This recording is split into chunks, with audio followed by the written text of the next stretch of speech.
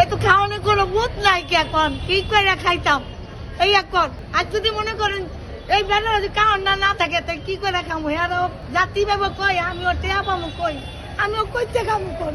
এক পুরা মারিও নাই, যদি গঞ্জে এক পুরা মারি বিডা তাও নাই, সব গাঙ্গে ভাঙ্গে নিছে নদীতে। এদিক কইরা কোনো মতে চলি, দুটা ডাইল ভাত খাই। কালকে দিন দেখেছে আনা খাওয়া দোকানটা ভাঙ্গা লয়ে আছে গা, একটু চা দোকান আছে গেছিলাম ভাই, সময় পাই নাই, পরশু দিন ভাঙ্গা লয়ে আছে তা আগে কইরা আর পাইনি, ডরে কাছেও যাইতারি নাই যে ভাই দোকানটা দিয়া যান ভাঙ্গা লাইছে অনেক কি চাম কোন? এই কষ্টের মধ্যে আছি বুঝছেন। এই সরকার যাওয়ার কত কষ্ট কষ্ট করতে করতে এই তো খাইছি, আর কত কষ্ট করুক কোন?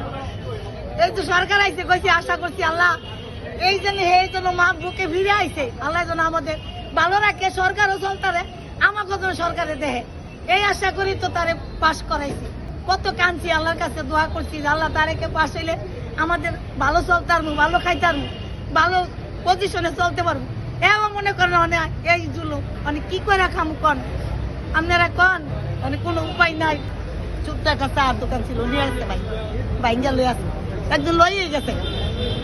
বাসায় গেছিলাম চার দোকানও করি, আবার একটা বাসায় কামে গেছে, আইয়া দিয়ে ভাই গেলে কইছিল আগে এই দোকানটা কি নিব, ছোট্ট একটা দোকান, এক পুরা মাটিও নাই, খুদ গা জামাই গা অসুস্থ, কাজ করতে না, মাইয়াটা বিয়া দিছি, জামাইটা মারা গেছে, হ্যাঁ, আর এক মেয়ে আছে হাও সংসারটা চলে।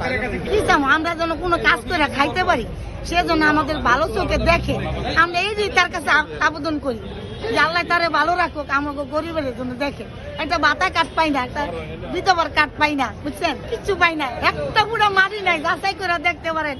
যদি কেন এক পুরো মাটির দাঁড়ায় থাকুক বিধা তাও নাই আমার, সত্য যাচাই করে দেখতে পারে। একটা পুরো মাটি নাই, ভাড়া থাকি, ভাড়া নেয় তো 2 মাসের ভাড়াই দিতারি না, বাড়ি লাগে গড়তে পারো কই যাবো ভাই, দিমো ভাই, কাম নাই, যাত্রী নাই, রাস্তাঘাটে কাম নাই, বেচা কিনি নাই, কইতে দিমো ভাই, এই অবস্থাতে আছে। এই যে দিন এখন বেলা কত করেছে, 2 ঘন্টা এক পুরা কিছু খাইছি, কই খাম?